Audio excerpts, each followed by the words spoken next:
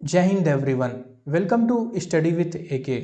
My name is Aditya और आज मैं आप लोगों को अपने लास्ट वीडियो में जो हम लोगों ने चैप्टर पढ़ा था the composition and structure of the atmosphere के बारे में उससे रिलेटेड कुछ प्रीवियस ईयर क्वेश्चन सॉल्व करेंगे जो कि आपका CUT PG प्लस उससे पहले जो आपके डिफरेंट यूनिवर्सिटीज के एंट्रेंस एग्जाम होते थे उसमें पूछे गए। ठीक है, तो आइए बढ़ते हैं हम अपने पहले क्वेश्चन की तरफ और देखते हैं कि पहला क्वेश्चन है क्या। तो फर्स्ट क्वेश्चन ये कहता है कि which one of the following does not apply to tropopause. इसका पहला ऑप्शन क्या है कि tropopause experience no seasonal changes in the deviation. Second option क्या है the level at which troposphere give way to the stratosphere. Third option है कि elevation is least at the poles whereas it is maximum at the equator. ठीक है, D option क्या है कि temperature at the tropopause are markedly lower at the equator than at the poles. तो ठीक है, इसमें हम एक एक ऑप्शन को पहले देखते हैं कि इसका मतलब क्या है। पहला डी ऑप्शन क्या कह रहा है कि टेम्परेचर जो है ट्रोपोपॉज पे वो क्या है मार्कडली लोअर हो जाता है at the equator than at the pole. तो क्या ये ऑप्शन आपका सही है? हाँ, आप कहेंगे सर ये बिल्कुल सही है। क्यों सही है? क्योंकि इसमें क्या लिख रखा है कि टेम्परेचर जो है इक्वेटर पे क्या है कम रहता है पोल में। अब क्या होता है कुछ लोग इस पे गलती कर जाते हैं और इसी को कहते हैं कि आपका अप्लाई नहीं होगा। क्योंकि होता क्या है कि सपोज ये आपका क्या है इक्वेटर रीजन हो गया। ठीक है, ये आपका मान लीजिए पोल्स वाला रीजन हो गया। तो अब लोग सोचते हैं कि मान लो पोल वाला रीजन जैसा कि आप जानते हैं कि ठंडा रहता है और इक्वेटर वाला रीजन जो है आपका क्या गर्म रहता है in comparison to polar region. तो लोग सोचते हैं कि ये ऑप्शन क्या है आपका अप्लाई नहीं हो क्योंकि इसमें क्या दे रखा है इक्वेटर पे जो आपका टेम्परेचर लोअर है। बट ऐसा नहीं होता है क्योंकि अगर आपको याद हो हमने पढ़ा था कि ट्रोपोस्फियर में जैसे जैसे हम ऊपर जाते हैं वैसे वैसे क्या होता है आपका जो टेम्परेचर है वो क्या होता है कम होता है। और कितने रफ्तार से कम होता है किस रेट से जब कम होता है तो वो आपका लगभग 6.5 डिग्री सेंटीग्रेड पर किलोमीटर के क्या रफ्तार से आपका कम होता है। यानी और एक और चीज में पढ़ा था कि इक्वेटर में जो थिकनेस है आपकी ट्रोपोस्फियर की वो क्या होती है आपकी ज़्यादा होती है। यानी यहाँ पे जो इसकी थिकनेस होती है वो लगभग होती है आपकी 18 किलोमीटर के आसपास और पोलर पे जो थिकनेस होती है वो आपकी रहती है लगभग 8 किलोमीटर के आसपास। ठीक है, कुछ इस तरीके का आपको ट्रोपोस्फियर रहता है। और ट्रोपोपॉज हम जानते हैं क्या कि ट्रोपोस्फियर का जो ऊपर वाला परत है यानी कि ये वाला। तो आप खुद बुद्धि लगाओ कि ये जो है आपका 18 किलोमीटर है, ये क्या है आपका 8 किलोमीटर है। और अभी मैंने आपको बताया कि टेम्परेचर क्या है ये इस रफ्तार से पर किलोमीटर क्या है घट रहा है। ठीक है, क्या मैंने कहा घट रहा है। तो आप खुद बुद्धि लगाओ कि 18 किलोमीटर टेम्परेचर कम रहेगा या 8 किलोमीटर पे टेम्परेचर कम रहेगा। तो आप कहेंगे सर जो टेम्परेचर कम रहेगा वो 18 किलोमीटर पे कम रहेगा। ठीक है, यानी कि ये जो आपका स्टेटमेंट है डी वाला ये आपका सही हो जाता है, यानी ये तो अप्लाई हो रहा है तो ये तो आपका ऑप्शन होगा नहीं। फिर हम आते हैं सी पे। सी क्या कहता है कि एलिवेशन जो है वो पोल्स पे लिस्ट होता है। तो वो हमने देख लिया क्या एलिवेशन जो है आपका पोल पे लिस्ट होता है whereas it is maximum at the equator. ऐसा होता क्यों है? क्योंकि यहाँ पे क्या होता है इक्वेटर पे टेम्परेचर ज्यादा होता है। टेम्परेचर क्यों ज्यादा होता है? बिकॉज आपकी जो सन रेज है सन की जो रेज है वो क्या इस पे वर्टिकली आके गिरती है। ठीक है, ये क्या होती है इस पे आके वर्टिकली गिरती है और इन कंपेरिजन टू आपके पोलर रीजन पे क्या होती है थोड़ी सी ऑब्लिक थोड़ी सी स्लैंटिंग रेज होती है। तो जितनी वर्टिकल आपकी रेज गिरेगी वहां का तापमान क्या होता है उतनी एनर्जी ज्यादा होगी। एनर्जी ज्यादा होगी उसकी सोलर रेडिएशन की तो क्या होगा यहाँ का जमीन का तापमान बढ़ेगा। जमीन का तापमान बढ़ेगा तो उससे क्या होगा कि इस पे आसपास जो एयर होंगे वो अपना हीट होना शुरू कर देंगे। और जब हीट होंगे तो वी ऑल नो दैट जब भी कोई चीज हीट होती है तो क्या करती है जैसे वाटर आपको हीट करोगे तो उसका बीच का हिस्सा क्या होता है आपको ऊपर उठने लगता है। तो वैसे जब आपकी एयर हीट होती है क्या होती है वो एक कन्वेक्शन की फॉर्म में क्या होती है ऊपर उठने लगती है। जितना ऊपर एयर उठेगा उतना ऊपर क्या होगा हमारा ट्रोपोस्फियर होगा। तो ये क्या है आपका ये स्टेटमेंट जो है आपका सही होता है। ये क्या है आपका अप्लाई हो रहा है तो ये तो आपका ऑप्शन होगा नहीं। ठीक, फिर बी ऑप्शन क्या कहता है कि the level at which troposphere gives way to the stratosphere. तो ये भी आपका अप्लाई होता है क्या कि लेवल एट विच जो ट्रोपोस्फियर है वो स्ट्रेटोस्फियर को अपना क्या रास्ता देता है। ठीक है, तो आपका सही हो गया। फिर आता है क्या आपका A troposphere experience no seasonal changes in the direction. तो क्या स्टेटमेंट ये सही है?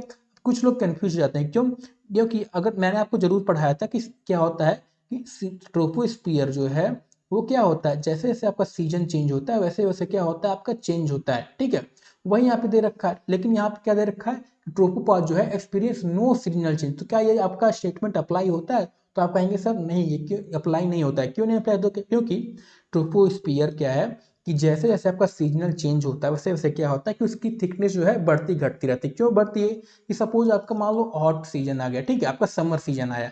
समर सीजन में क्या होगा कि आपकी यहाँ पे तापमान ज़्यादा रहेगी। तापमान ज़्यादा रहेगी क्या आपकी एयर और ऊपर तक क्या होंगी, राइज करेंगी। एयर ऊपर तक राइज करेंगे तो क्या आपके ट्रोपोस्फियर का जो ट्रोपोपॉज वाला हिस्सा होगा क्या होगा, और ऊपर की तरफ बढ़ जाएगा।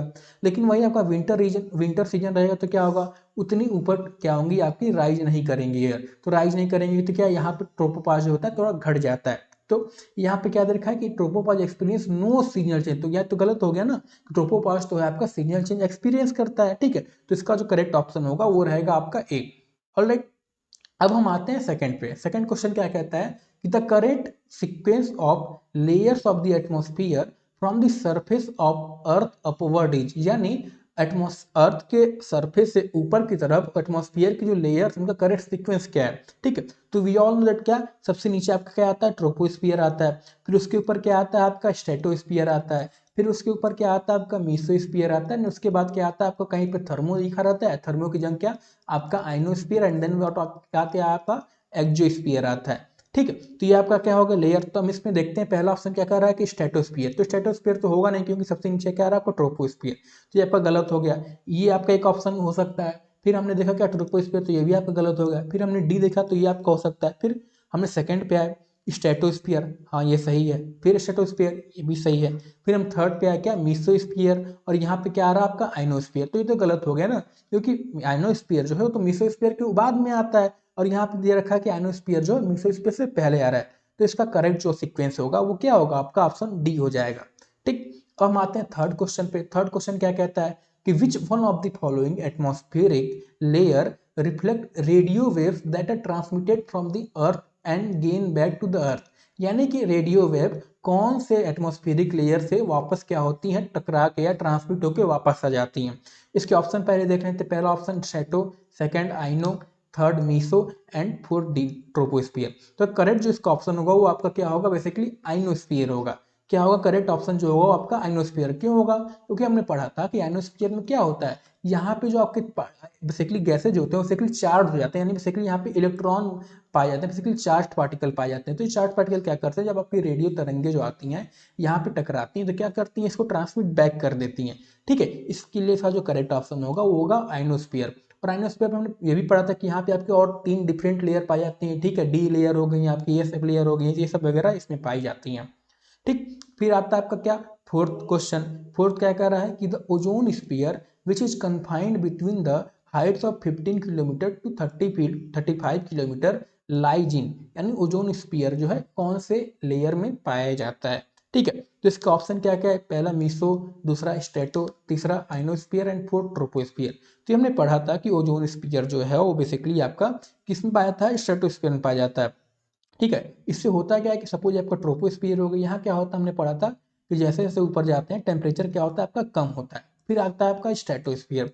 स्ट्रेटो में क्या होता है कि यहाँ से क्या होता है जैसे जैसे हम ऊपर जाते हैं टेम्परेचर क्या होता है वो भी आपका क्या बढ़ता है। क्यों बढ़ता है, तो हमने पढ़ा था क्या कि यहाँ पे आपकी एक ओजोन की परत पाई जाती है, इसे क्या कहा जाता है, ओजोन स्पीयर कहा जाता है, ठीक है। तो ओजोन स्पीयर क्या करता है, आपकी यूवी रेस को क्या करता है, एब्जॉर्ब कर लेता है, जिसकी वजह से क्या होता है तापमान आपका बढ़ जाता है, ठीक है। तो इसका करेक्ट ऑप्शन क्या होगा आपका ऑप्शन बी। तो जिन्होंने बी सोचा उनका करेक्ट है, बाकी जिन्होंने नहीं लगा पाए तो कोई बात नहीं, एक बार और आपको मेहनत करके रिवाइज करना पड़ेगा।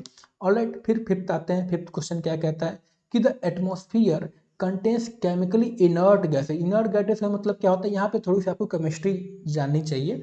इनर्ट गैसेज का मतलब क्या होता है कि वो गैसेज जो आसानी से क्या रिएक्ट नहीं करती हैं, दैट आर, उसके बाद क्या दिया है, that are never found in chemical compound. Chemical compound मतलब सोच लो कि ऐसे गैसेज या ऐसे केमिकल जिसमें क्या हो दो एलिमेंट से मिलके बने हों, ठीक है, क्या हो दो एलिमेंट से मिलके बने हो, वो केमिकल कंपाउंड कहलाते हैं। आप क्या लिखा है, पहले तो वो इनर्ट होने चाहिए, और वो क्या दूसरा क्या है आपका, वो केमिकल कंपाउंड नहीं होने चाहिए, ठीक है। तो इनका ऑप्शन देखते हैं। पहला ऑप्शन क्या कर रहा है, कार्बन डाइऑक्साइड। तो यहीं पे आपको क्या कहेंगे, कार्बन डाइऑक्साइड क्या है आपका दो से बन रहा है ना, दो एलिमेंट, एक तो कार्बन दूसरा ऑक्सीजन। तो आप कहेंगे सर इसमें इनर्ट तो गैसेज इनर्ट मान लीजिए हो ना हो, बट क्या है केमिकल कंपाउंड है, तो केमिकल कंपाउंड है, और हमें क्या चाहिए था, केमिकल कंपाउंड नहीं चाहिए था। तो ये ऑप्शन आपका घट गया, हट गया। फिर नियॉन, ऑक्सीजन, जेनॉन। तो हम जानते हैं ऑक्सीजन जो है आपको बहुत ज़्यादा हाईली रिएक्टिव गैसेज होता है, ठीक है। ये करता है आप कंबसन में मदद करता है। तो क्या यहाँ पे दे रखा है जो हाईली रिएक्टिव ना हो, तो ये भी आपका ऑप्शन यहाँ से हट गया, ठीक है। फिर आपका आता है क्या डी। डी क्या करता है आपका नाइट्रोजन, ठीक है। अभी इसको ये आपका करेक्ट ऑप्शन होगा नियॉन, हीलियम, जेनॉन। क्यों होगा, क्योंकि ये जो ऑप्शन है आपके नियॉन का देखें तो आपका एन होता है, हीलियम का बेसिकली एच होता है, और इसका केमिकल कंपाउंड अगर आपको याद है एक्सी होता है। तो आप देख सकते हैं क्या ये सब जो है आपके एक केमिकल कंपाउंड में नहीं बल्कि क्या एक ही एलिमेंट से बने हुए हैं। और डी ऑप्शन क्यों नहीं हो, क्योंकि नाइट्रोजन हम जानते हैं नाइट्रोजन वगैरह जो है ये सब आपकी हाईली रिएक्टिव और प्लस क्या है ये दो कंपाउंड से बने होते हैं, ठीक है, इसलिए आपका ये ऑप्शन नहीं होगा। करेक्ट ऑप्शन क्या होगा आपका, ऑप्शन सी होगा। ऑलराइट, अब हम आते हैं सिक्स्थ वाले पे। सिक्स्थ क्वेश्चन क्या कह रहा है कि the heterosphere consist of what, the heterosphere consist of the following sub layer, यानी हेट्रोस्फीयर कौन कौन सी फॉलोइंग सब लेयर इसके अंदर आती हैं। तो मैंने आपको पढ़ाया था सिर्फ कि होमोस्फीयर मतलब क्या होता है। होमोस्फीयर मतलब क्या कि इसमें जो गैसेज कंपोजिशन है वो क्या आपकी सेम पाई जाती है, एक समान पाई जाती है। हेट्रो क्या होता है कि इसमें गैसेज कंपोजिशन जो है वो क्या है एक समान नहीं पाई जाती है। और हेट्रो मैंने पढ़ाया था, होमो में क्या बताया था मैंने, इसके अंदर आपकी 3 लेयर आ जाती हैं। कौन कौन सी आ जाती हैं, ट्रोपोस्फीयर, ठीक है, फिर क्या आपकी स्ट्रेटो एंड मीसो। तो उसके बाद की बची आपकी कौन, या तो थर्मोस्फीयर कह लो या तो इसको क्या कह लो आप आइनो एंड एक्जोस्फीयर कह लो, यानी इसके अंदर सिर्फ आपकी 2 लेयर आती हैं। तो वही पूछ रहा है यहाँ पे कौन कौन सी आती हैं, तो इसका ऑप्शन जो होगा आपका क्या होगा, डी वाला ऑप्शन जाएगा, दैट इज वोट आपका आइनोस्फीयर एंड एक्जोस्फीयर। ऑलराइट, अब आता है आपका सेवंथ क्वेश्चन। सेवंथ क्वेश्चन क्या कह रहा है कि temperature increases rapidly in ionosphere because of, temperature जो है आपका आइनोस्फीयर में क्यों बढ़ रहा है, ठीक है। इसके ऑप्शन हम देख लेते हैं। पहला ऑप्शन क्या कह रहा है कि ions reflecting solar radiation, second क्या है लैप्स रेट, थर्ड क्या है आपका ions absorbing solar radiation, and D क्या है इन्वर्जन ऑफ टेम्परेचर, ठीक है। वैसे अगर जिन लोगों ने पढ़ रखा होगा तो उनको तो ऑप्शन पता होगा कि आइनोस्फीयर में टेम्परेचर बेसिकली क्यों बढ़ता है, बिकॉज यहाँ चार्ज पार्टिकल पाए जाते हैं, क्या करते हैं आपके सोलर रेडिएशन वगैरह आती है, ठीक है। अभी मैं इस बताता हूँ आपको, पहले इसको एलिमिनेट करना हम समझते हैं कि एलिमिनेट कैसे करेंगे। तो इसमें लेफ्ट रेट का मतलब क्या होता है कि लेफ्ट रेट क्या है आपकी टेम्परेचर किस रफ्तार से घट रही है वो बता रहा है। तो यहाँ पे क्वेश्चन क्या पूछ रहा है कि टेम्परेचर जो है वो बढ़ रही है पर क्यों बढ़ रही है, रीजन पूछ रहा है। तो लेफ्ट साइड तो रीजन आपको बताया नहीं, तो ये तो आपका एक एलिमिनेट हो गया, बचा आपका 3 ऑप्शन। फिर आप डी पे देखो, ये भी वही चीज कर रहा है, ये लेफ्ट साइड का उल्टा हो गया। ये क्या कहता है कि टेम्परेचर लेफ्ट साइड क्या कहती है, जैसे जैसे आपका हाइट बढ़ता है वैसे क्या होता है आपका टेम्परेचर घटता है। क्या होता है, टेम्परेचर घटता है, ठीक है, इसे कहते हैं पॉजिटिव लेफ्ट रेट। और इन्वर्जन टेम्परेचर क्या कहता है कि जैसे जैसे आपकी हाइट बढ़ती है वैसे वैसे क्या होता है कि आपका टेम्परेचर जो है वो इंक्रीज होता है, ठीक है, इसे क्या कहते हैं आप निगेटिव लेफ्ट रेट। तो ये भी क्या है कि ये बता रही है ना कि इन्वर्जन टेम्परेचर हो रहा है, रीजन तो बता नहीं रही थी, अभी एक एलिमेंट हो गया, यानी 2 ऑप्शन बचा। अब आप खुद बुद्धि लगाओ, मान लो अगर आपने नहीं पढ़ा है ना स्फीयर के आदम, बट आप खुद एक बुद्धि लगाओ कि अगर किसी चीज़ को आप एनर्जी चाहिए तो क्या वो एनर्जी किसी चीज़, मान लीजिए आई टकराई इस पे तो वो रिफ्लेक्ट होकर वापस चली जाएगी, तो उससे क्या उसको टेम्परेचर गर्म होगा, या किसी वो जो हीट आ रही होगी उसको एब्जॉर्ब करने तक टेम्परेचर वहाँ का क्या राइज होगा। तो आप कहेंगे सर जब वो किसी चीज़ को एब्जॉर्ब कर लेगी, हीट जब एब्जॉर्ब होगा तभी ना वहाँ का हीट पूरा टेम्परेचर राइज होगा। तो वही दे रखा है क्या कि जब आयोन्स जो है आपकी सोलर रेडिएशन एब्जॉर्ब कर लेती हैं तब आपका क्या होता है टेम्परेचर इंक्रीज करता है एटमॉस्फेयर में। तो इसका करेक्ट ऑप्शन क्या हो जाएगा, that will be your correct option C हो जाएगा। ऑलराइट, अब हम बढ़ते हैं आपके 8 क्वेश्चन में, ठीक है। इसका पहले आप क्वेश्चन पढ़ लो, ठीक। तो क्वेश्चन क्या कहता है कि homosphere a distinct horizontal layer of atmosphere is called so because of, यानी होमोस्फीयर, अभी मैंने आपको यही समझाया था कि होमोस्फीयर क्यों कहलाता है, क्योंकि यहाँ पे जो है गैसेज कंपोजिशन जो है आपका सेम पाया जाता है, यानी इसका करेक्ट ऑप्शन जो होगा वो ए होगा। और भी हम ऑप्शन देख लेते हैं। बी क्या कह रहा है कि टेम्परेचर इज यूनिफॉर्मली डिक्रीजिंग, तो ऐसा तो कभी हुआ नहीं टेम्परेचर आपका यूनिफॉर्मली डिक्रीज हो रहा है, ट्रोपोस्फीयर में वगैरह होता है, ठीक है। बट होमोस्फीयर में क्या, होमोस्फीयर में आपका ट्रोपो भी आ जा रहा है, मेसो भी आ जा रहा है, स्ट्रेटो भी आ जा रहा है। हमने देखा क्या ट्रोपोस्फीयर में तो टेम्परेचर पहले डिक्रीज होता है, स्ट्रेटो में क्या होता है टेम्परेचर इंक्रीज होता है, फिर मेसो में क्या होता है आपका टेम्परेचर जो है डिक्रीज होता है। तो ये तो यूनिफॉर्मली डिक्रीज तो हो नहीं रहा क्योंकि बीच में आपका स्ट्रेटो आ जा रहा है, ये ऑप्शन आपका हट गया। फिर density of air remains homogeneous, तो ये भी आप गलत हो गया कि डेंसिटी जो है आपके जैसे जैसे ऊपर जाते हैं वो घटती है, तो ये भी आपका ऑप्शन हट गया। फिर प्रेशर डिक्रीजेज होमोजेनियसली थ्रू एल्टीट्यूड, ये बात तो आपकी सही, प्रेशर डिक्रीज होता है, बट आपका जो होमोस्फीयर करेक्ट मतलब होता है वो क्या, composition of gases is just same, ठीक है। इसका इसलिए करेक्ट ऑप्शन हो जाता है कि आपका 8 का ए ऑप्शन, ठीक है। अब हम आगे बढ़ते हैं और बात करते हैं अपने 9th क्वेश्चन की। 9th क्वेश्चन क्या कहता है कि which one of the following is most variable gases, मतलब जो हमेशा चेंज वेराइटी, मतलब इसमें वेराइटी आ रही हो, हमेशा चेंज हो रहा हो, वो गैस की पूछ रही है, कौन सी है। तो पहला नाइट्रोजन ऑप्शन है, दूसरा क्या है ओजोन है, थर्ड क्या है वाटर वेपर है, फोर्थ क्या है डी। तो आप खुद बुद्धि लगाओ, इनमें से आई थिंक आपको जवाब पता होगा बट आप लगा नहीं पा रहे हो क्या, कि हम बचपन से जो एक चीज़ पढ़ते हैं कि नाइट्रोजन की मात्रा लगभग आपकी 78% के आसपास होती है, और तो ये तो आपकी वेरिएबल गैस हुई नहीं, ये हमेशा चेंज होती नहीं है, ठीक है। वो अपना कितने सालों से हम यही चीज़ पढ़ते आ रहे हैं, 78.08 के पास अपनी है। फिर हम ऑक्सीजन भी यही पढ़ते हैं कि ये भी आपकी 20.08 कह सकते हो, 21% के आसपास है, कितने सालों बचपन से यही पढ़ते आ रहे हैं, ये भी आपकी वेरिएबल नहीं होगी। ओजोन भले वेरिएबल होती है, बट अगर हम इसके वाटर वेपर कंपेरिजन देखें तो वो उतनी वेरिएबल नहीं होती है, इसलिए करेक्ट ऑप्शन क्या होगा, वाटर वेपर। वाटर वेपर हमने पढ़ा था क्या कि वाटर वेपर जो है ये चेंज होता रहता है, उसको तो आप जहाँ वहाँ की जिस एरिया की वो बेसिकली क्या इन्वायरमेंटल कंडीशन पे तो डिपेंड होगी ना। वाटर वेपर क्या है, इसमें नाइट्रोजन क्या वहाँ के इन्वायरमेंटल कंडीशन पे डिपेंड करेगी नहीं, ऑक्सीजन क्या डिपेंड करेगी नहीं, ऑक्सीजन तो हमारा हर जगह पाया जाएगा। फिर ओजोन भी नहीं डिपेंड करेगी इन्वायरमेंटल कंडीशन वहाँ की कैसी हो, क्योंकि उसका तो भैया ऊपर से ओजोन यहाँ बनती है ना, ऑक्सीजन यहाँ पाया जाता है, तो ओजोन से क्या होती है, ऑक्सीजन टूट के आपकी ओ में फिर क्या करती है, ओ एक दूसरे ऑक्सीजन से मिलकर आपका ओजोन क्रिएट करती है, तो इसका भी ज़्यादा इन्वायरमेंटल से, बट वाटर वेपर क्या है वहाँ के इन्वायरमेंटल कंडीशन से इफेक्ट करेगी। सपोज वहाँ पे क्या आपकी पानी ज़्यादा पाई जा रही होगी, ठीक है, वहाँ क्या होगा, टेम्परेचर अगर ज़्यादा हाई होगा तो क्या इवापोरेशन होगा, इवापोरेशन होगा तो क्या वाटर वेपर मतलब क्या, वाटर गैसियस फॉर्म में मिलना। गैसियस फॉर्म कब होगा, जब आपकी सपोज कहीं रिवर होगी, वहाँ पे क्या होगी, वाटर वेपर ज़्यादा पाए जाएंगे। अब कहीं ठंडी जगह है, ठंडी जगह पे क्या आपकी इवापोरेशन होगी नहीं, इवापोरेशन होगी नहीं तो क्या वाटर वेपर आपके ज़्यादा पाए नहीं जाएंगे भैया, और अगर पाए भी जाएंगे तो ऊपर उठेंगे भी तो क्या होगा, तुरंत वो आपके फिर आपके सॉलिड फॉर्म में रेन की टाइप में या कह सकते स्नो के टाइप में नीचे आ जाएंगे, ठीक। तो करेक्ट ऑप्शन क्या हो जाता है, वो हो जाता है आपका सी ऑप्शन, ठीक। अब हम आगे बढ़ते हैं और बात करते हैं अपने 10th क्वेश्चन की। 10th क्वेश्चन हमारा क्या कहता है कि which one of the following correctly describe ozone, यानी इनमें से कौन सा ओजोन को करेक्टली बता रहा है। पहला ऑप्शन क्या कहता है कि concentration of ozone assist in penetration of radio waves, तो क्या ये बात सही है, कॉन्सेंट्रेशन ऑफ ओजोन जो है वो रेडियो वेव्स के पेंट्रेशन में असिस्ट करता है, तो ऐसा तो हमने कभी पढ़ा नहीं भैया। फिर बी आपको हो जाता है कि अ पेल गैस विथ पेंट्रेशन करेंट। फिर तीसरा क्या हो जाता है, a gas that can be only industrial produce, तो क्या ये बात सही है कि गैस ओजोन जो है आपकी इंडस्ट्रियल प्रोड्यूस होती है। तो अभी मैंने आपको जस्ट समझाया क्या कि ओजोन कैसे प्रोड्यूस होती है, जब आपकी ऑक्सीजन जो है वो यूवी रेजिस के ऊपर पड़ती है तो ये ब्रेक हो जाती है आपकी दो अलग अलग एलिमेंट में, ओ और रो में। फिर ये ऑक्सीजन वो क्या करती है, दूसरे ऑक्सीजन के साथ मिलकर क्या करती है, रिएक्ट होकर अपना क्या ओजोन क्रिएट करती है। तो क्या ये बात सही है कि ये इंडस्ट्रियली प्रोड्यूस हो सकती है, तो आप कहेंगे नहीं, ठीक है। फिर डी ऑप्शन आता है क्या, नॉन ऑफ द अबव, तो ये भी नहीं, क्योंकि मैंने आपको जब पढ़ा रहा था लास्ट लेक्चर में तो मैंने आपको बताया था कि ओजोन की जो कलर होती है ना वो क्या होती है, पेल ब्लू कलर की होती है, ठीक है। इस वजह से आपका ऑप्शन जो है वो क्यों होती है उस पर हम नहीं जाएंगे, बस आप इतना ध्यान रखिए कि जो है इसकी कलर अब पेल ब्लू गैस होती है। ऑलराइट, अब हम आते हैं अपने नेक्स्ट क्वेश्चन जो कि हमारा 11th क्वेश्चन है। 11th क्वेश्चन क्या कहता है कि consider the following statement. Statement one क्या कह रहा है कि lower most layer of atmosphere is called troposphere, तो आप कहेंगे सर ये तो सही है, ठीक। फिर स्टेटमेंट टू क्या कह रहा है कि height of troposphere is more at the pole, तो क्या ये बात सही है कि ट्रोपोस्फियर की हाइट जो है वो पोल पे ज़्यादा होती है। मान लो इक्वेटर हो गया, ये क्या हो गया, पोल पे क्या ज़्यादा होती है, आप कहेंगे नहीं, तो ये स्टेटमेंट क्या हुआ आपका गलत हो गया। फिर स्टेटमेंट फिर क्या कहता है कि height of troposphere what more at the equator, आप कहेंगे सही है, क्यों हाइट ज़्यादा है, तो क्योंकि यहाँ पे आपकी एयर जो ही तापमान जो होता है गर्म रहता है, तापमान गर्म होता है क्या, तो एयर आपकी ऊपर राइज होती है और ऊपर तक जाती है, इसलिए क्या है यहाँ पे इन कंपेरेटिव टू पोलर रीजन, इस वजह से क्या है हाइट यहाँ ज़्यादा रहती है, ठीक है। तो स्टेटमेंट टू आप कहेंगे सर ये सही है।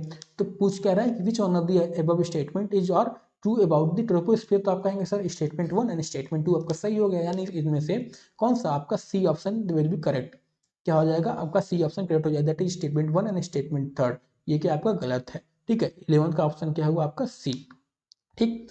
अब हम आते हैं 12th पे। 12th क्या कह रहा है कि the minimum temperature in the atmosphere is found in, क्या पूछ रहा है, द मिनिमम टेम्परेचर एटमॉस्फेयर में कहाँ फाउंड होता है। पहला ऑप्शन दे रहा है स्ट्रेटो, सेकंड मीसो, थर्ड क्या दे रहा है ट्रोपोस्फियर एंड फोर्थ क्या दे रहा है एटमॉस्फेयर। तो आप खुद बुद्धि लगाओ, ठीक है। ट्रोपोस्फियर में क्या पढ़ा था कि टेम्परेचर क्या होता है, मान लो आपको कुछ पता ही नहीं हो, इतना आपको बस बताओ टेम्परेचर कहाँ बढ़ता घटता है। तो उसमें क्या पढ़ा था हमने कि जैसे जैसे आपकी हाइट बढ़ती है वैसे वैसे क्या होता है आपकी टेम्परेचर जो है डिक्रीज होता है। तो ये एक आपका सर ये ऑप्शन हो सकता है, ठीक। तो हमने क्या किया इसको साइड रख दिया। फिर आपने स्ट्रेटो पढ़ा, स्ट्रेटो में क्या था कि टेम्परेचर जो है जैसे जैसे हाइट बढ़ती है वैसे वैसे इंक्रीज होता है, तो ये आप तो कहो सर ये ऑप्शन है नहीं।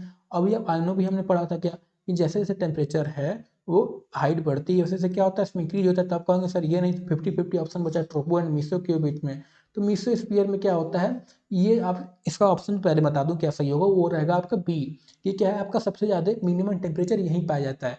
कितना पाया जाता है, लगभग आप कहेंगे सर यहाँ पे -100 डिग्री सेल्सियस तक तापमान पाया जाता है, क्योंकि ट्रोपोस्फीयर में क्या होता है कि जैसे जैसे ऊपर जाए यहाँ पे क्या होती है, लगभग आपकी -50 डिग्री तक ही पाई जाती है तापमान। वो आप कैलकुलेट करके निकाल सकते हैं कि 18 किलोमीटर तक है और टेम्परेचर कितनी रफ्तार से घट रहा है, 6.5 डिग्री सेल्सियस पर किलोमीटर की रफ्तार से। ठीक है, आपको नहीं पता हो मान लो, ठीक।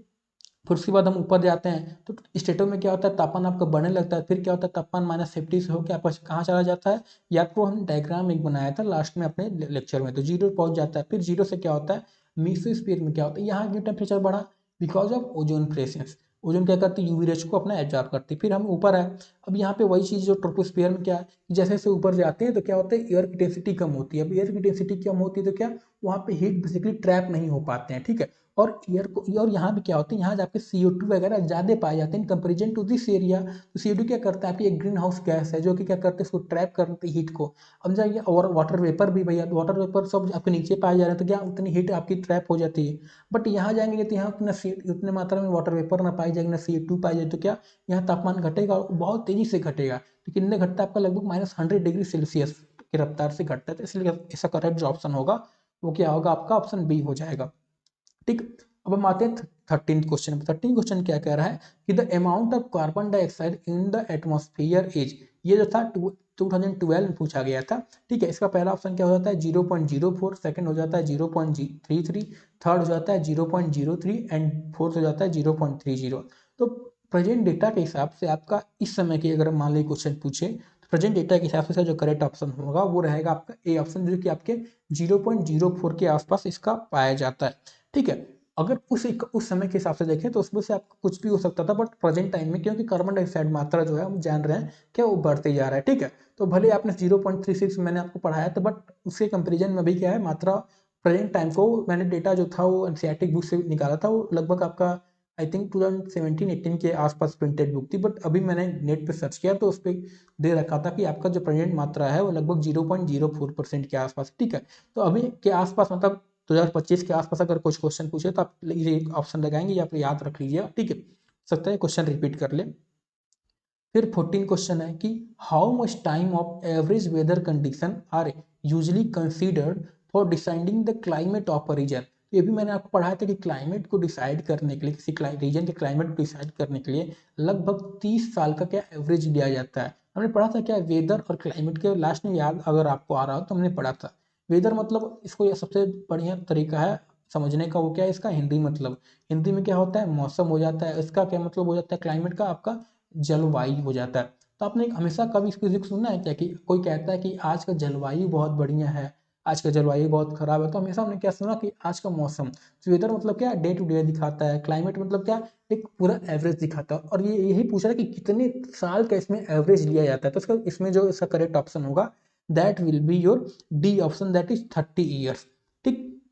फिर बढ़ते हैं हम अपने नेक्स्ट क्वेश्चन में, जो है आपका 15। In the stratosphere the lapse rate is negative पूछ रहा है। निगेटिव क्यों है, लैप्स रेट हम समझते हैं क्या होता है। लैप्स रेट मतलब क्या, आप सिंपल समझो, लैप्स मतलब क्या, डिक्रीज होना। मतलब यह क्या बता रहा है कि टेम्परेचर की डिक्रीज होने की रफ्तार निगेटिव कब होगी, ये पूछा है। क्या होती है, निगेटिव है तो निगेटिव क्यों, निगेटिव मतलब क्या कि मान लो लेफ्ट में क्या होता है कि टेम्परेचर का डिक्रीज होना पर लैप्स रेट कहलाता है, ठीक है। अब ये पॉजिटिव कब होगा, पॉजिटिव तब होगा जब क्या होगी, टेम्परेचर आपके क्या होगी, घट रही होगी हाइट के साथ। और ये निगेटिव कब होगा, जब आपकी टेम्परेचर जो होगी वो क्या, हाइट के साथ क्या होगी, वो बढ़ रहेगी, ठीक है। यहाँ ध्यान दीजिए, कई बार लोग कंफ्यूज जाते हैं कि पॉजिटिव मतलब समझ लेते हैं कि टेम्परेचर जो होगा वो बढ़ रहा होगा हाइट के साथ, बट क्या है यहाँ उल्टा है कि पॉजिटिव मतलब क्या होता है कि हाइट के साथ टेम्परेचर घटता है, और निगेटिव मतलब क्या कि हाइट के साथ जो टेम्परेचर है वो बढ़ता है। तो यही पूछ रहा है कि ट्रोपोस्फियर में हाइट के साथ टेम्परेचर क्यों बढ़ता है। तो अभी मैंने आपको कुछ देर पहले बताया था कि क्या होता है कि क्या ये आप, ठीक है, पहले ऑप्शन देख लेते क्या, सिंपल क्या कि अल्ट्रा वायलेट रेडिएशन जो है जब ओजोन मॉलिक्यूल द्वारा एब्जॉर्ब किया जाता है तो उससे क्या होता है, आपका स्ट्रेटोस्फियर में है लेफ्ट रेट जो है वो नेगेटिव है, उसकी रफ्तार टेम्परेचर जो आपका बढ़ता है। इसलिए से करेक्ट ऑप्शन जो होगा that will be your B option, ठीक है। भले आपको कोई ऑप्शन ना आ रहा हो, लेकिन एक ऑप्शन तो आप पढ़े हैं ना, जो पढ़े उस पर सिंपल लगा दो कुछ ऑप्शन, ठीक है। उसके बाद हम आगे बढ़ते हैं। अब हम बढ़ते हैं 16 क्वेश्चन। ये पूछ रहा है good ozone is found in. अब ओजोन में मैंने आपको बताया था कि ओजोन आपकी दो जगह बनती है, एक तो आपके ग्राउंड से आस, अगर आप मेरे नोट्स जाके देखेंगे पीडीएफ जो मैंने प्रोवाइड किया था, मैंने उसमें लिखा हुआ है, एक आपके ग्राउंड पे बनती है, एक क्या बनती है आपके स्ट्रेटोस्फीयर में बनती है। स्ट्रेटोस्फीयर में क्या करती है, ये हमें प्रोटेक्ट करती है यूवी रे से, यानी एक तरह से हमारे लिए अच्छी ओजोन हो गई। और ये जो ओजोन हमारे आसपास नीचे की तरफ पाई जाती है, क्या है, एक तरह से पॉल्यूटेंट गैस की तरह काम करती है। तो ये क्या होगा, एक तरह से हमारे लिए बैड ओजोन हो गई, ठीक। तो यही पूछ रहा है कि गुड ओजोन कहाँ पाया जाता है, तो गुड ओजोन मतलब जो हमें प्रोटेक्ट कर रही हो यूवी रे से, जो हमें रक्षा कर रही, तो वही हमारे लिए अच्छा हुआ ना। तो जो हमें नुकसान पहुंचाएगी वो हमारे लिए अच्छा हुआ। तो आप कहेंगे सर जो हमें प्रोटेक्ट करेगी वही हमारे लिए अच्छा हुआ। तो वही पूछ रहा है कि कौन प्रोटेक्ट करती है गुड ओजोन मतलब कहाँ पाई जाती है। तो इसका ऑप्शन जो होगा वो हो जाएगा कि आपका स्ट्रेटोस्फीयर, ठीक है। फिर आते हैं 17th क्वेश्चन पे। 17th क्वेश्चन क्या कह रहा है कि considering the atmosphere from the surface to 200 kilometer altitude the coldest region would be around. तो हमने फिर वही देखा कि कोल्डेस्ट रीजन कहाँ पाया जाता है, तो आप कहेंगे सर मेसोस्फीयर में। अब ये पूछ रहा है 200 किलोमीटर के एल्टीट्यूड के आसपास। तो एक बार देख लेते हैं क्या ट्रोपोस्फीयर कहाँ तक पाया जाता है, तो आप कहेंगे सर ये 18, यहाँ क्या है आपका 8 तक पाया जाता है, ठीक। फिर उसके ऊपर क्या है आपका स्ट्रेटोस्फीयर कहाँ तक पाया जाता है, तो ये आपका लगभग 50 किलोमीटर के आसपास पाया जाता है, ठीक है। फिर उसके बाद जो आपका मेसोस्फीयर है वो लगभग आपका 80 किलोमीटर के आसपास पाया जाता है। उससे ऊपर क्या होता है, थर्मो होता है। तो थर्मो में क्या होता है कि तापमान आपका बढ़ता ही जाता है। तो आप कहेंगे इसके बीच में तो यहाँ तापमान घट रहा है, यहाँ तापमान घट रहा है, तो इसके बीच में तापमान सबसे ज्यादा कहाँ पाया जाएगा, that will be your mesosphere. Mesosphere किसके बीच में आ जाता है, 50 से 80 के बीच में। 50 से तो होगा नहीं आपका, तो क्या 80 यानी 80 तक पहुंचते और कम हो जाता होगा ना। That will be your answer key considering the atmosphere from the surface 200 kilometre the coldest region जो हो जाएगा वो रहेगा आपका 80 किलोमीटर और रीजन, ठीक है। 8 किलोमीटर तो होगा नहीं, 50 भी नहीं होगा, क्योंकि यहाँ पे तापमान जो है आपका 0 डिग्री के आसपास पाया जाता है, यहाँ आपका हो जाता है -100 डिग्री के आसपास। यहाँ तो आपका बढ़ जाता है, बट वो क्या हमें ह्यूमन स्किन को फील नहीं होता। क्यों नहीं फील होता है, बिकॉज ठीक है यहाँ तापमान अपना ध्यान दीजिए बढ़ता है, बट वो हमें फील नहीं होगा। लेकिन वहाँ पे हम जाएंगे, क्यों नहीं फील होगा, बिकॉज वहाँ पे जो आपकी एयर की वॉल्यूम होती है ना, एयर की क्या डेंसिटी होती है ना, वो बहुत ही कम हो जाती है। कम होगी तो क्या, जैसा कि हम जानते हैं कि हीट को ट्रांसफर होने के लिए एक बॉडी से दूसरे बॉडी चाहिए रहता है, ठीक है। अगर यहाँ पे कोई बॉडी ही नहीं रहेगी, सपोज यहाँ पे आपको कम एयर रहेगा, आप अगर जाएँ तो हीट ट्रांसफर होने के लिए बहुत कम एयर रहेगा या एयर ही नहीं रहेगा, तो क्या यहाँ दूसरी बॉडी रही नहीं, तो हीट ट्रांसफर आपको होगा कहाँ से, भले तापमान वहाँ रहेगा बट हीट ट्रांसफर नहीं होता, तो क्या हमें महसूस नहीं होता है, ठीक है। ये कुछ एक्स्ट्रा इन्फॉर्मेशन जो मैं आपको बताते जा रहा हूँ, ठीक है। तो हम आगे बढ़ते हैं 18th क्वेश्चन पे। 18th क्या कह रहा है कि विच वो of the following pollutant is not responsible for depression of ozone layer. पहला ऑप्शन क्या है, carbon dioxide, second is what nitrogen oxide, third is what CFC आपकी हो गई, and fourth is what hydrocarbon. तो भले आपने इसमें देखो लगाना कैसे इसको, भले आपने नाइट्रोजन ऑक्साइड कभी नहीं पढ़ा हो, भले आपने हाइड्रोकार्बन कभी ना पढ़ा हो, आपने ये तो पढ़ा होगा कि क्या, क्योंकि ज़्यादातर लोग यही पढ़ाते हैं कि CFC से क्या आपकी ओजोन घट रही है, ओजोन क्या हो रही है, डिप्लीट हो रही है। पर इसके साथ आपने कार्बन डाइऑक्साइड का भी सुना है क्या कि कार्बन डाइऑक्साइड की वजह से ओजोन लेयर डिप्लीट हो रही हो, आप कहेंगे नहीं। ये भले आपने ना पढ़ा हो, पर क्या कार्बन डाइऑक्साइड के बारे में तो आई थिंक आपने पढ़ा है, कंपोजिशन अगर पढ़ा होगा, कभी आपने सुना क्या कि कार्बन डाइऑक्साइड की वजह से ओजोन आपकी क्या हो रही हो, डिप्लीट हो रही हो। आप कहेंगे नहीं, कार्बन डाइऑक्साइड क्या करता है, ये तो ग्रीन हाउस इफेक्ट गैस वाली होगी ना, क्या करती है, हीट को ट्रैप करने का काम करती है, ठीक है। तो इसका जो करेक्ट ऑप्शन होगा वो हो जाएगा कि आपका 18th का ए ऑप्शन करेक्ट हो जाएगा। ऑलराइट, नाउ मूविंग फॉरवर्ड, अब हम बात करते हैं 19th क्वेश्चन की। 19th क्वेश्चन क्या पूछ रहा है कि sub layer of structure of atmosphere from lower to higher altitude and lower से हायर एल्टीट्यूड स्ट्रक्चर पूछ रहा है उसकी। पहला क्या आपका इसमें ए बी, पहला मीसोपॉज, आइनोस्फीयर, थर्मोस्फीयर, डी एक्सोस्फीयर, ई स्ट्रेटोस्फीयर। तो इसमें से करेक्ट आंसर आपको पूछ रहा है। तो आप खुद बुद्धि लगा, पहले आपने क्या पढ़ा था, ट्रोपोस्फीयर पढ़ा था। ट्रोपोस्फीयर आप देखेंगे ट्रोपोस्फीयर कहीं दिया है, कहेंगे नहीं सर। फिर हमने क्या पढ़ा था, ट्रोपोपॉज आता है, ट्रोपोपॉज आप देखेंगे कहीं दिया है, तो कहेंगे नहीं सर ट्रोपोपॉज कहीं नहीं दिया है।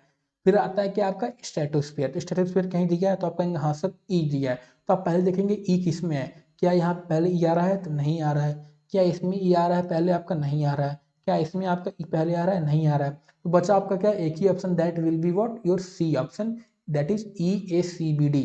यानी पहले आपका क्या आएगा, स्ट्रेटोस्फीयर आएगा, देन आपका क्या आएगा, स्ट्रेटोस्फीयर के बाद स्ट्रेटोपॉज आता है, स्ट्रेटोपॉज के बाद आपका मीसोस्फीयर आता है, तो मीसोस्फीयर कहीं दिखेगा नहीं, दैट विल बी मीसोपॉज। ये ऑप्शन आपका सही हो गया, लगा सकते, बट मैं आपको समझा देता हूँ। फिर आपका मीसोपॉज हो गया, ठीक है।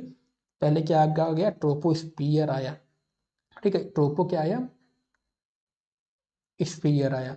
उसके बाद क्या आया आपका, ये क्या हो गया, ट्रोपो, ये पॉज हो गया। फिर आपका क्या आया, आपका आया स्ट्रेटोस्फियर आया। उसके बाद क्या आया, इसके बाद स्ट्रेटोपॉज आ गया। ठीक, फिर क्या आया आपका मीसोस्फीयर आया। मीसोस्फीयर के बाद क्या आ गया, मीसोपॉज आ गया। उसके बाद कहीं पे आपका थर्मोस्फीयर दे रखा रहता है। ठीक है, या इसकी जगह आप कह सकते हो आपका आइनोस्फीयर एंड एक्सोस्फीयर दे सकता है। ठीक है, तो वही आपका चीज़ है कि ई ए पहले क्या आपका ई आ रहा है, फिर आपका ए आ रहा है, फिर आपका क्या आ रहा है, सी आ रहा है। तो थर्मोस्फीयर का ही पार्ट है जो आइनो एंड एक्सो। तो लेकिन कहीं आपको अगर ऐसा दे रखा हो, तीनों दे रखा हो, तो सबसे पहले आप क्या लगाएंगे, थर्मोस्फीयर लगाएंगे। वैसे तो एलिमिनेशन तो आपका पहले ई आ गया, बट अगर मैं समझा रहा हूँ, मान लो कभी ऐसा नहीं होता। ठीक है, मान लो ई यहाँ पे दिया होता, ई यहाँ पे दिया होता, ए आपका यहाँ दिया होता, यहाँ भी। ठीक है, फिर आपका तीसरे में क्या हो, यहाँ पे सी दिया हो, यहाँ पे आपका डी दे दिया हो, ई दे दिया हो, सी बाद में दे दो। तो इस वजह से मैं आपको बता रहा हूँ। ऑलराइट, अब हम बढ़ते हैं आज के लास्ट क्वेश्चन पे।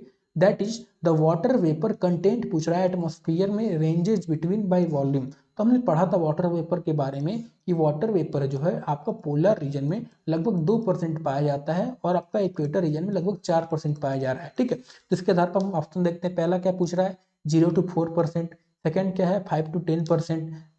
थर्ड क्या है, 10 to 15%। और फोर्थ क्या है, 15 to 20%। तो 15 से 20% तो आप पाएंगे क्या, क्योंकि हमने पढ़ा कि 4% मैक्सिमम जाता है। मैक्सिमम 4% जाएगा, यानी कि आपका हो जाएगा, भले ये आपका ना समझ में आ रहा हो, या 2%, बट क्या होता है कहीं भी 0% पाया जा सकता है। बट मैक्सिमम कहाँ तक जा रहा है, मैक्सिमम कहेंगे सर 4% तक ही जा रहा है। तो इसलिए इसका करेक्ट ऑप्शन जो हो जाएगा, that will be your A option. Alright, तो that's it for today guys. मिलते हैं आपको अगली क्लास में। अगला लेक्चर जो होगा हमारा 27 को अपलोड होगा, और वो किसके रिगार्डिंग रहेगा, दैट विल बी, उसके अंदर हम पढ़ेंगे आपका इंसुलेशन। क्या पढ़ेंगे हम लोग, इंसुलेशन एंड हीट बजट के बारे में पढ़ेंगे। ठीक है, आई नो इस लेक्चर को मैंने थोड़ी तेजी से बोल के ये बढ़ाई, बिकॉज क्या था, मैं आपको ऑलरेडी बेसिक समझा चुका था, इसलिए हमें सिर्फ क्वेश्चन देखना था, क्वेश्चन को मैं आपको समझा के ऑप्शन लगाना था। ऑलराइट, तो मिलते हैं आपको अगली क्लास में। तब तक के लिए हमारे साथ ऐसे ही बने रहिए, अपनी पढ़ाई करते रहिए। जय हिंद।